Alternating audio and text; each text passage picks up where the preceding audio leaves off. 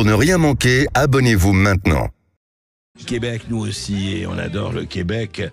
Et on est heureux d'accueillir Jérôme Blanchet-Gravel, qui est rédacteur en chef de Libre Média, c'est bien ça? Bonjour, oui, merci. Bonjour, Jérôme, vous êtes effectivement, vous êtes sur les réseaux, vous êtes sur Internet, et vous avez vos tribunes, vos blogs et vos éditoriaux. Alors, et j'ai profité, vous m'avez appelé, vous dites, voilà, je suis de passage à Paris, on s'était connus au Québec, et il y a beaucoup de choses à dire, et vous trouvez très très très bien, parce que effectivement, on a suivi les convois de la liberté, on a suivi ce qui est passé avec le Covid, aussi bien chez vous que chez nous, on a suivi les narratifs divers et variés, Ouais. et puis, on a suivi un certain nombre de choses, et là, je voudrais que vous en parliez, parce que on voudrait savoir où vous en êtes, vous, l'état un peu des lieux, et je voudrais vous faire écouter quelque chose qu'on a vu circuler sur les réseaux sociaux hier, c'est la fête des Gémeaux.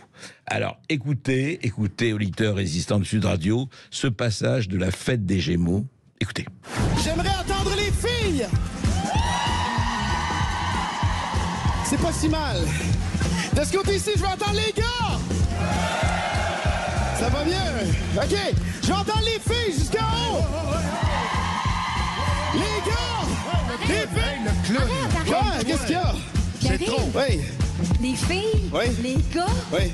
mais ça se fait pas. Non? Ah non, c'est ben trop genré pour les Gémeaux. OK.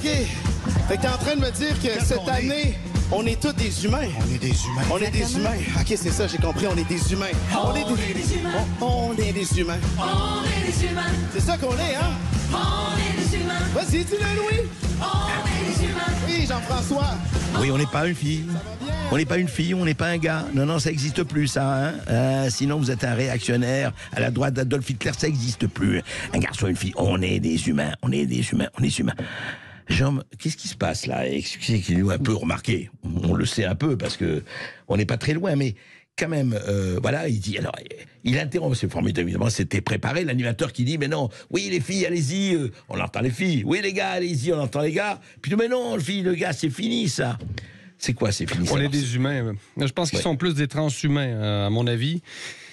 Malheureusement, le Canada, le Québec en particulier, est devenu le laboratoire de toutes les idées woke. Vous savez, au Québec, on est colonisé. Vous savez, bon, c'est l'Empire britannique qui nous a brisés. Ensuite, on a été dominé par l'Église. Maintenant, on est dominé par l'État. Maintenant, par le wokisme.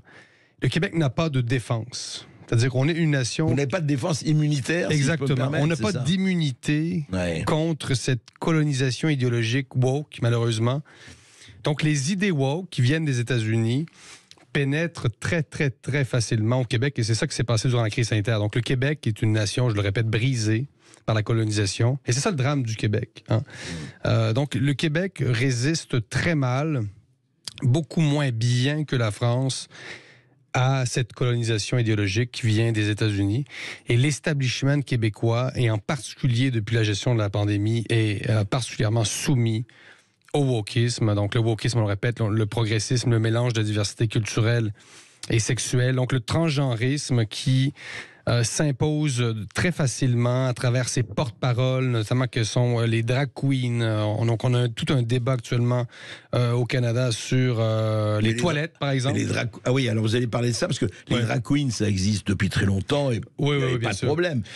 Et là, vous dites qu'il y a un problème, les toilettes, c'est-à-dire, alors qu'est-ce qui se passe? Oui, justement, montrez-nous concrètement comment ça s'illustre, tout ça. Ben, c'est assez surréaliste parce que le Québec vit un effondrement institutionnel absolument incroyable depuis la pandémie en particulier. Donc, la gestion de la pandémie a accéléré la chute du Québec. Donc, on manque d'enseignants, on manque d'infirmières, on manque de tout au Québec. On manque même de juges pour prononcer des sentences. Donc, il y a un déclin démographique incroyable. La population inactive par rapport à la population active, la proportion est démesurée. Et pendant ce temps-là, pendant que il y a des bouts de plafond qui tombent sur des élèves au Québec actuellement. Je ne sais pas si vous imaginez. Ah oui. Et on attribue ça au réchauffement climatique. Il y a des écoles en ruine, vous voulez dire? Les écoles tombent en ruine. Il y a des bouts de plafond qui tombent sur la tête d'élèves au Québec et on attribue ça au réchauffement climatique, imaginez-vous. C'est assez incroyable. Et pendant ce temps-là, on nous parle des toilettes. Et donc, la grande priorité du mouvement woke au Québec, c'est pas de régénérer le Québec, c'est d'instaurer des toilettes mixtes. Vous voyez à quel point c'est déconnecté là, de la réalité populaire. Donc, le transgenrisme qui s'impose à vitesse grand V, qui n'est pas un mouvement marginal. Quelques chiffres, hein, pour ceux qui pensent que c'est totalement marginal. Selon l'agence Reuters, qui n'est pas une agence complotiste, 1,64 million de gens de plus de 13 ans se déclarent transgenres aux États-Unis. 1,64 million de personnes, ça fait à peu près 20 % de la population du Québec. 1 million, oui, 64, oui, c'est pas mal, oui. C'est fou, là. Donc, cette idéologie-là, en fait, n'est pas seulement une idéologie, c'est également une industrie. C'est un nouveau marché du corps humain.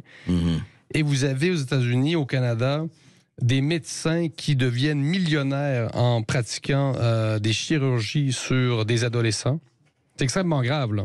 Ah oui, carrément, oui. Surtout, on laisse aux adolescents. Est-ce qu'au Canada, au Québec, l'adolescent peut choisir de se faire, allez, je n'allais pas dire charcuter, de se faire opérer, même à un âge très jeune, etc. C'est encore embryonnaire, ça dépend, mais oui, il y a des enfants qui sont autorisés à recevoir des bloqueurs d'hormones. Les compagnies pharmaceutiques, évidemment, s'en réjouissent. Et la gauche, où est la gauche? Hein? C'est la gauche qui est à plat ventre devant les compagnies pharmaceutiques durant toute la pandémie et qui maintenant soutient un mouvement, une industrie du changement de sexe, un nouveau marché du corps humain qui est loin d'être banal. Et donc, on a sur les réseaux sociaux plein de médecins qui utilisent, par exemple, TikTok, les réseaux sociaux où les jeunes sont...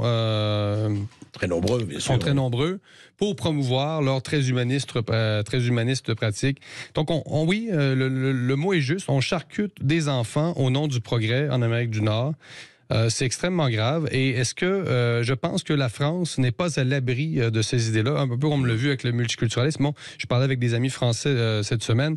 On me disait, oui, la France va résister davantage à ce courant. Je ne suis pas certain. Parce que le transgenrisme a été importé en Amérique latine. Je ne sais pas si vous imaginez en Amérique latine à quel point c'était pas un terreau fertile pour ce genre d'idées-là. La culture est plutôt macho, si on peut se permettre. En Argentine, au Mexique. Ouais. Donc, si on a réussi, si les Américains ont réussi à importer le transgenrisme en Amérique latine, mais ça va venir en France aussi. Mais juste, alors, quelle est la position des autorités au Québec et au Canada? Est-ce que les autorités encouragent cela? Enfin, je veux dire, ou se maintiennent dans une neutralité plus ou moins affectée? Comment ça a pris quand même un tel essor que vous décrivez, Jérôme? Oui, les autorités, là, le gouvernement du Québec, à l'échelle provinciale, veut avoir mené une sorte de réflexion sur la question. On veut former un comité de sages, un comité scientifique, mais on sait que la science n'est plus la science. Là. On sait que... La science est la science, mais pas où on la cherche et pas où on l'entend. Exact. Oui, donc on sait qu'au nom de la science, on fait bien des choses aujourd'hui et on sait que c'est dans les universités, en fait, c'est dans le département d'études féministes, dans les universités américaines qui ont été reconverties en département d'études du genre. C'est de là que partent ces idées-là. Donc c'est très pyramidal. C'est créé dans les universités, Oxford, Berkeley. C'est fou, là. Je veux dire, le mouvement transgenre est financé massivement là, par les institutions publiques, mais aussi par des compagnies privées. Dans la Silicon Valley, on est très, très loin d'une théorie du complot. Avec le transgenrisme, on prépare le terrain au transhumanisme. Ça, c'est pas non plus... Et ça se traduit, vous dites, et par exemple, alors, les médias au Québec, les médias, que ce soit mainstream ou pas, comment le débat... Alors, il n'y a pas de débat au Québec, il n'y a pas... Parce que souvent, quand je fais le commun, je dis, oui, mais on n'a pas assez de débats, on n'a pas assez de discussions. Beaucoup de Québécois me disaient ça. Vous êtes transphobe, André Berkoff. Vous êtes transphobe. Probablement. Donc, on désamorce les critiques de cette façon-là. Mais c'est ça aussi le drame du Québec, c'est-à-dire un consensus écrasant. On n'a pas vraiment de discussion. Évidemment, il y a des médias indépendants comme le nôtre, Libre Média, qui s'opposent à ce genre d'imposition, de colonisation idéologique. Mais dans les grands médias, on est plutôt du côté du courant trans. Mais c'est incroyable parce que ce sont des parents. Souvent, je comprends pas, moi, comment les parents peuvent laisser faire ce genre de courant. Moi, je suis pas transphobe du tout. J'ai question à tout, mais on peut se poser des questions sans passer, vous le savez, comme une espèce de réactionnaire et tout ça, ce qui ne veut plus strictement rien dire. Mais Jérôme Blanchet-Gravel, c'est pour vous, il y a quand même beaucoup de gens qui ne sont pas d'accord. Il n'y a pas de retour du balancier. Pourquoi je vous parle de ça? Parce que je viens de recevoir un bouquin Pérez, je ne me rappelle plus de son prénom, sur une contre-offensive, un retour de balancier déjà qui s'amorce, je dis bien qui s'amorce aux États-Unis. Ouais. C'est-à-dire qu'il commence à y avoir des gens qui disent basta, trop c'est trop. On a reçu hier ici Nora Bussini qui a écrit un très bon bouquin d'immersion sur le woke en disant beaucoup de gens, vraiment et à lire, beaucoup de gens disent attendez, on veut bien, mais enfin le radicalisme le plus total, le plus extrême, ça va pas. On peut pas tomber dans des extrêmes les plus totales. Donc est-ce qu'il n'y a pas au Québec, au Canada, quand même quelque chose, des gens qui se disent pas seulement vous, mais d'autres, basta così. Ah, tout à fait. En fait, la société canadienne, comme la société américaine, est de plus en plus polarisée, et surtout depuis le convoi des camionneurs que vous avez bien suivi. Donc, les militants conservateurs veulent interdire les chirurgies et traitements de changement de sexe. J'étais présent avec Libre Média au dernier congrès du Parti conservateur dans la ville de Québec, où j'habite au Québec. Et oui, on sent qu'il y a un appétit pour, disons, des idées moins mainstream. C'est clair. Il y a vraiment un divorce entre une grande partie de la population et les grands médias. Donc, les grands médias ne représentent plus le point de vue d'une grande partie de la population. De même que les élus. Les élus ne représentent plus le point de vue d'une grande partie de la population. Donc, il y a une crise de la représentation. Les gens ne se sentent plus représentés, non seulement par les médias, mais par leurs élus dans les parlements, non seulement à Québec, mais à Ottawa. Donc, il y a une grogne, il y a une colère. Comment va-t-elle s'exprimer, cette colère? Bonne question. Chose certaine, Pierre Poilievre, qui est le nouveau chef du Parti conservateur du Canada, on le sent très dynamique. Il est très prêt pour achever le règne de Trudeau. Ça fait presque 10 ans que Justin Trudeau est à la tête du Canada. Imaginez le drame. 10 ans, oui. On a vu d'ailleurs quelques vidéos où il se faisait huer. En tout cas, oui, peut-être pas partout. Mais on va parler aussi, je voudrais voir, de la gestion du Covid, justement, du narratif du Covid. En sortant un peu du trance.